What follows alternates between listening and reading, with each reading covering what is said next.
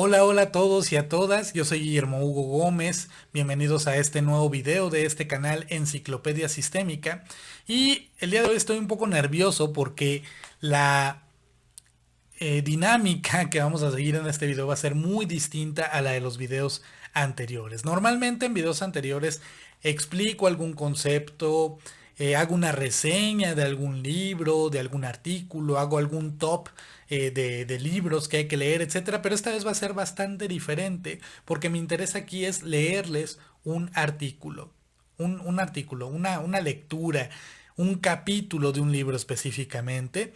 Y específicamente es el capítulo 1 del libro Estrategias en Psicoterapia de Jay Haley, publicado en el año de 1966 y que lleva por título este primer capítulo, El síntoma como táctica en las relaciones interpersonales. Es un artículo muy interesante que desde mi punto de vista se divide en dos partes. La primera de ellas hace un breve recorrido, pero muy claro recorrido, de la historia de la psicoterapia o, digámoslo de esta forma, del oficio de ayudar a las personas a cambiar. Primero pasando desde los sacerdotes hasta llegar a los psicoterapeutas y luego de cómo han evolucionado las ideas de los psicoterapeutas y de los psiquiatras acerca de qué es lo que se debe hacer para ayudar a una persona a cambiar, haciendo un énfasis muy importante a que ni siquiera se ponen de acuerdo con aquello que es lo que se supone que debe cambiar. Unos psiquiatras de un enfoque dicen una cosa, otros psiquiatras dicen otra cosa, en fin, ¿no? Que hay una dificultad para ponerse de acuerdo y eso es tan actual, ¿no? Porque el día de hoy nos encontramos con la misma problemática exactamente que hace más de 50 años, en el año de 1966. Y bueno, otra parte de este artículo, la segunda parte, y es por la que más me interesa leerles este artículo, es que Jay Haley describe cómo se forman las relaciones humanas, cómo se establece el proceso comunicativo y relacional entre ambas, cómo se forman las reglas, etcétera, de una manera clarísima, sintética, cristalina, que pues nos puede ayudar a comprender esto de una manera más sencilla que como podemos leerlos, bueno, pues estas ideas, que son las ideas que provienen de la teoría de la comunicación, en libros como Teoría de la Comunicación Humana o incluso en otros libros. Así que en este video vamos a abordar la primera parte, la de la historia de la psicoterapia y de cómo han evolucionado las ideas de centrarse en el individuo a centrarse en la interacción. Y va a haber un segundo video que te voy a poner el link acá por si quieres este video, si tal vez no te interesa mucho, pasarte al siguiente video donde se define con toda la claridad que te he dicho cómo se forman las relaciones humanas y cómo se establecen. Así que sin más preámbulo vamos a la lectura de este capítulo.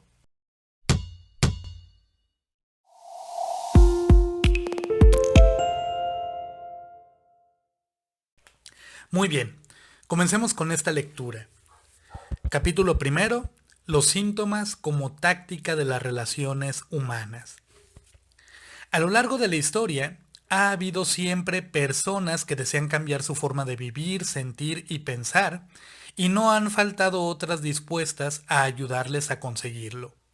En el mundo oriental, estos cambios se han producido siempre en el contexto de una experiencia religiosa. En cambio, en Occidente las cosas han variado, pues aun cuando las modificaciones de aquella índole pertenecieron en un tiempo al dominio de la religión, en la actualidad los dirigentes religiosos aprenden de especialistas laicos el modo de transformar a sus feligreses.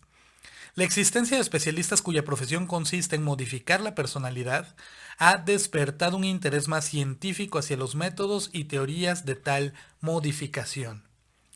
La teología occidental explicaba el hecho de que una persona modificara su tipo de vida sentando como una premisa que esta modificación solo se efectuaba cuando se producían ciertos cambios en las relaciones de la persona con alguna divinidad, proceso en el que generalmente intervenía algún sacerdote. Con el viraje hacia la terapéutica laica, apareció la suposición coincidente con el pensar racional de que los individuos cambian cuando alcanzan una mayor comprensión de sí mismos. El terapeuta era el agente que facilitaba esta comprensión y se creía que quien deseaba cambiar podía hacerlo si se le mostraban los errores de su plan de vida.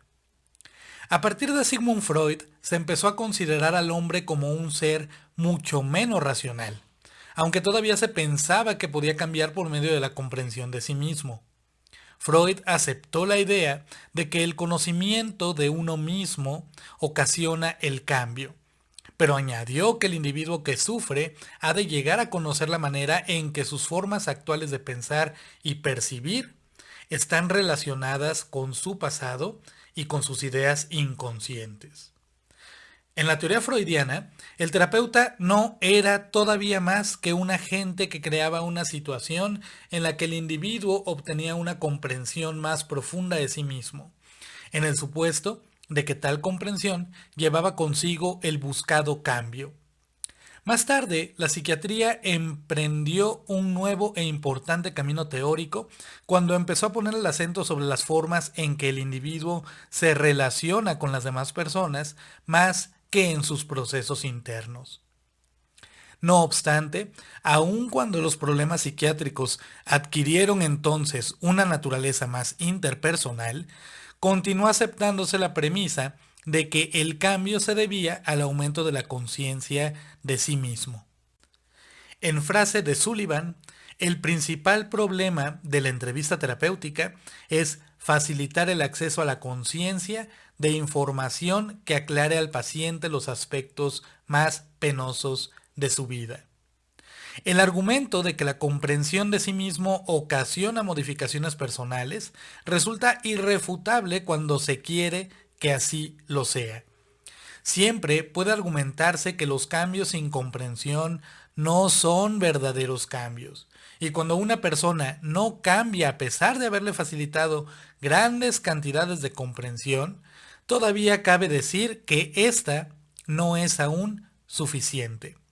Sin embargo, la naturaleza y la causa de los cambios de tipo psiquiátrico tienen tanta importancia que es preciso examinar rigurosamente todas y cada una de las premisas relacionadas con ellas y no dar por seguras ideas no demostradas o que no pueden demostrarse. Como quiera que en los últimos años han proliferado métodos psicoterapéuticos diferentes, muchos de los cuales no dan importancia primordial a la concienciación ni a la experiencia religiosa, se hace necesario tratar con amplitud el problema de la causa de las modificaciones terapéuticas.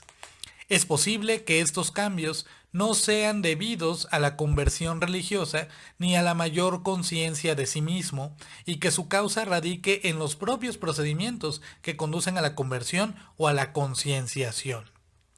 Una forma de abordar científicamente el estudio de las causas del cambio terapéutico sería examinar y describir las diversas situaciones en que se produce este cambio para descubrir lo que hay de común en ellas. Después, podrían crearse métodos experimentales encaminados a comprobar las hipótesis que hubieran surgido de este estudio. No obstante, para efectuar una investigación así, es preciso un método que permita describir rigurosamente la relación interpersonal entre el individuo que desea cambiar y el que está dispuesto a cambiarle. En la actualidad, carecemos de terminología apropiada para tal descripción y tampoco tenemos modelo alguno que nos sirva de referencia básica para crearla. A lo más que podemos aspirar es a introducir una pequeña cuña teórica en este problema extraordinariamente complejo.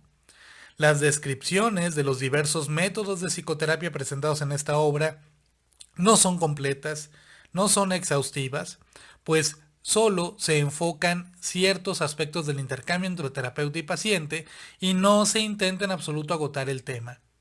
Quedan excluidos, juntamente con otras muchas facetas de la situación terapéutica, el contexto social en que se produce la reunión de terapeuta y paciente y la exploración de los procesos subjetivos de este último.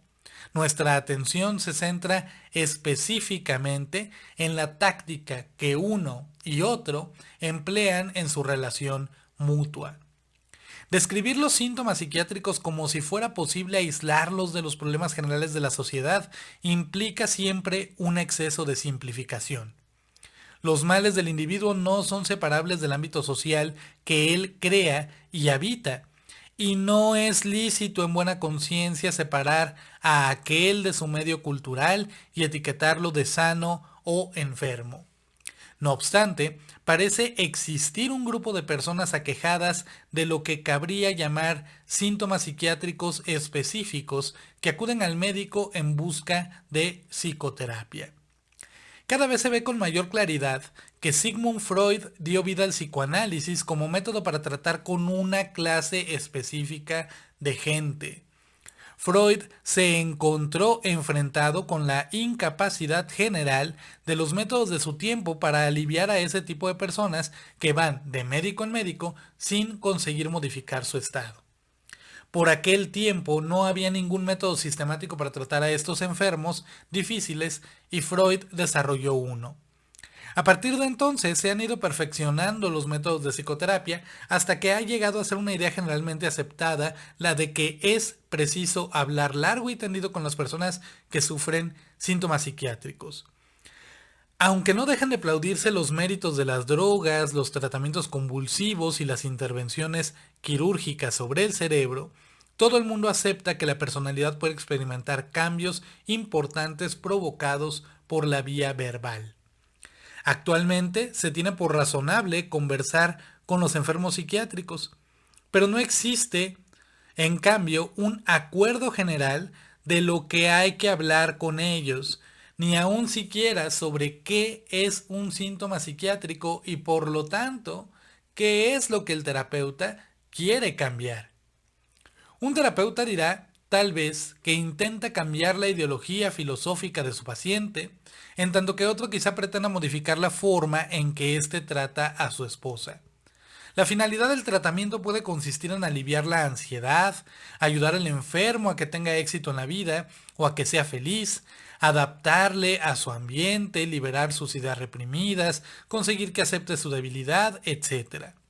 Naturalmente, el procedimiento terapéutico que se aplique a un enfermo depende de lo que el terapeuta crea que hay que modificar en él.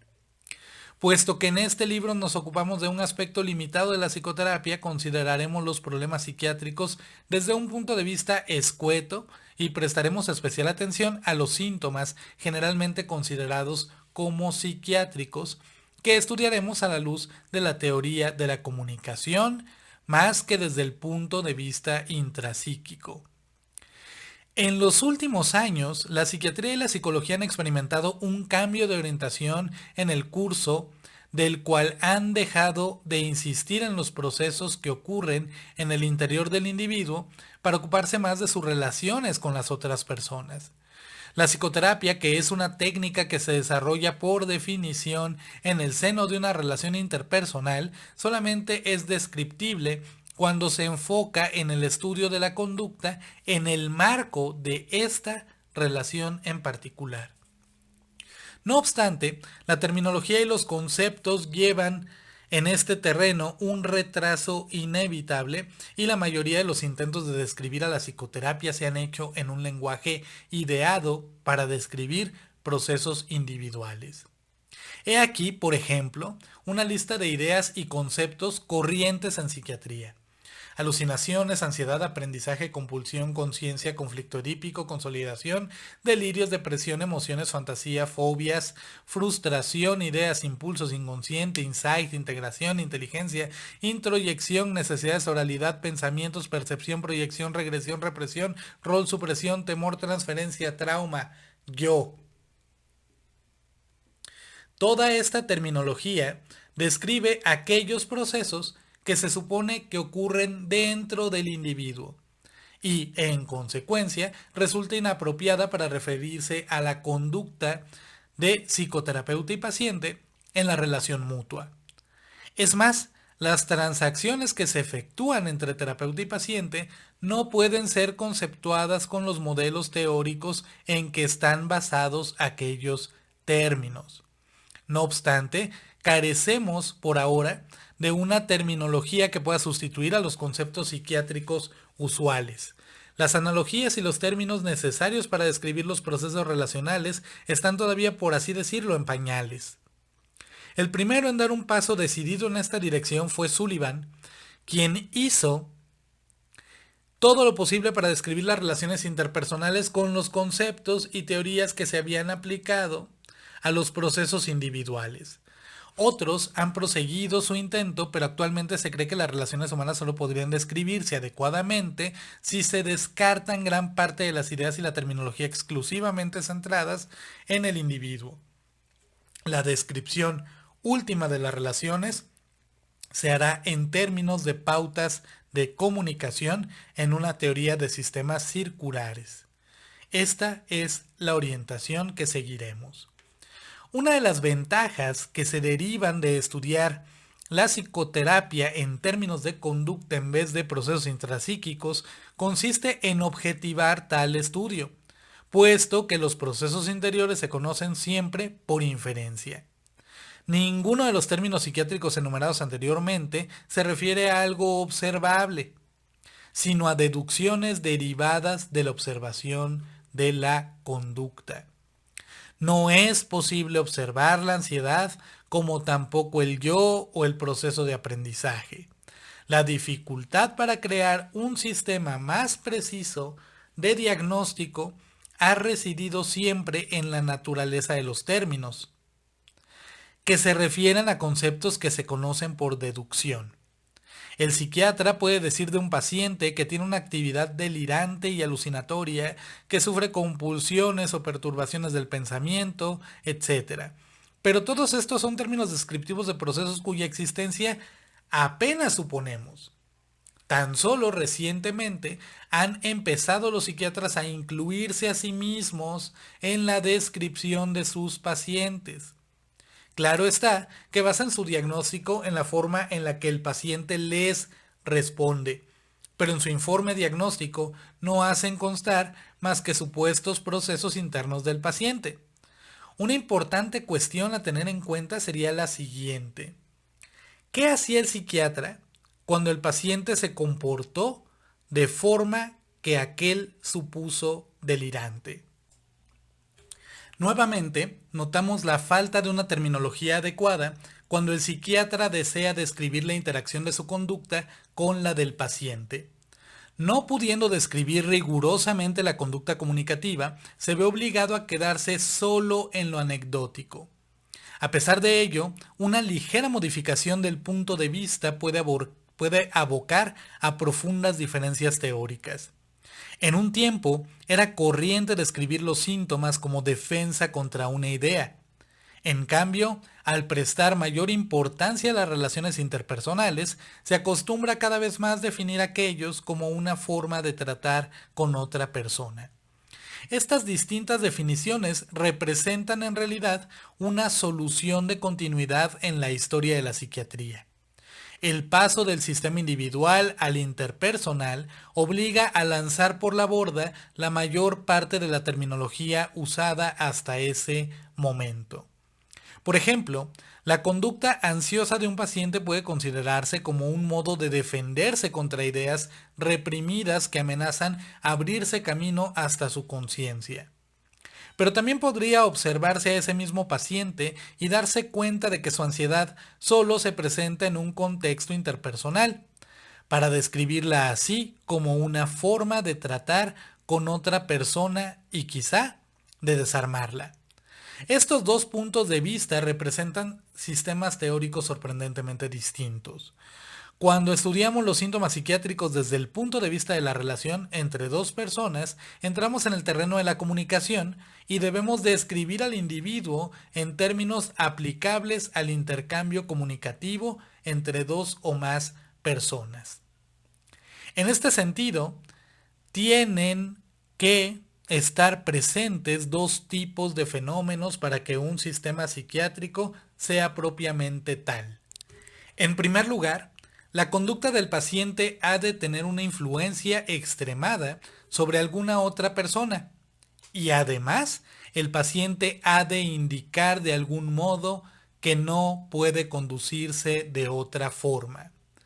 No es preciso que se trate de un tipo particular de conducta, siempre que sea extremada y por lo tanto fuera de lo corriente. Generalmente los síntomas caen en dos categorías opuestas. A cada uno de ellos corresponde otro comparable en el otro extremo. El paciente fóbico que no puede tocar el pomo de una puerta es comparable al obsesivo que ha de tocarlo 6 veces antes de darle la vuelta.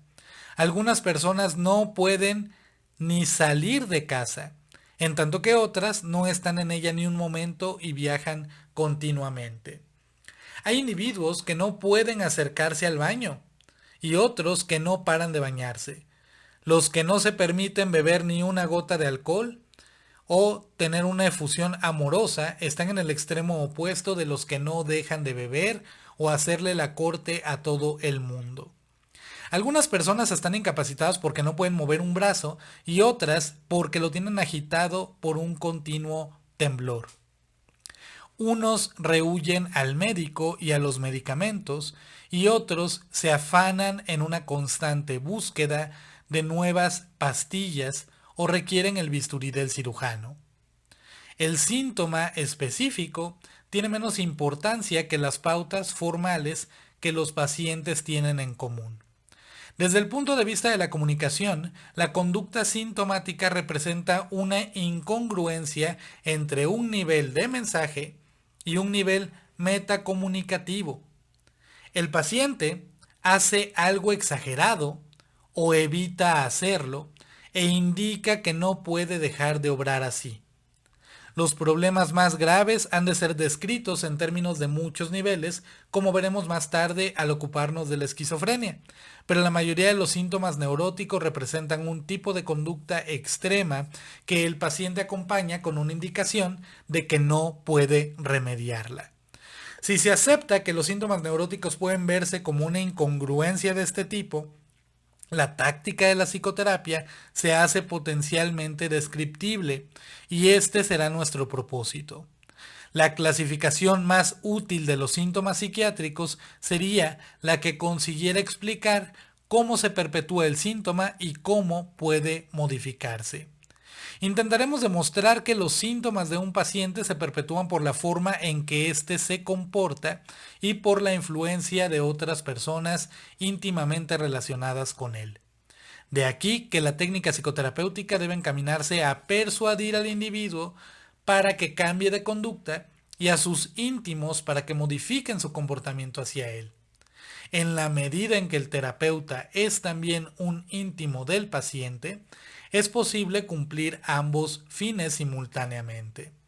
En este libro examinaremos las técnicas encaminadas a conseguir que el individuo cambie y también aquellas que pretenden modificar el medio familiar para que cambien las influencias mutuas entre los individuos que lo forman.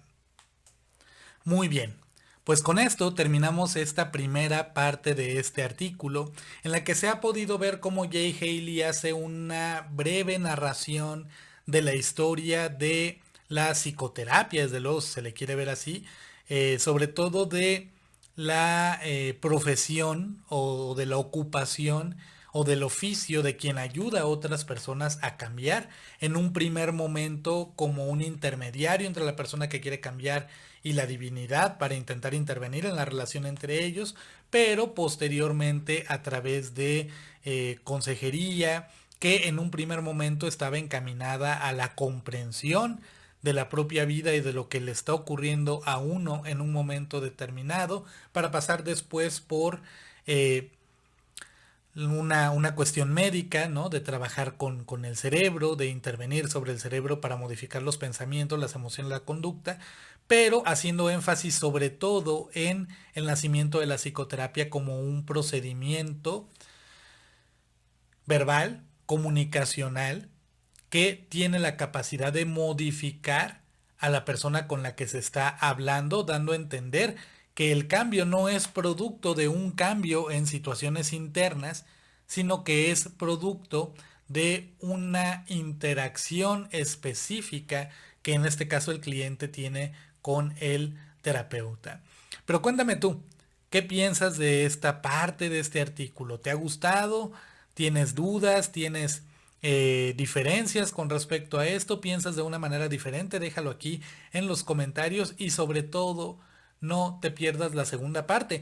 Aquí ya al final empieza Haley a hacer la narración de cómo se va pasando desde una visión monádica del ser humano y del estudio de lo que ocurre en su interior al estudio interaccional de sus comportamientos.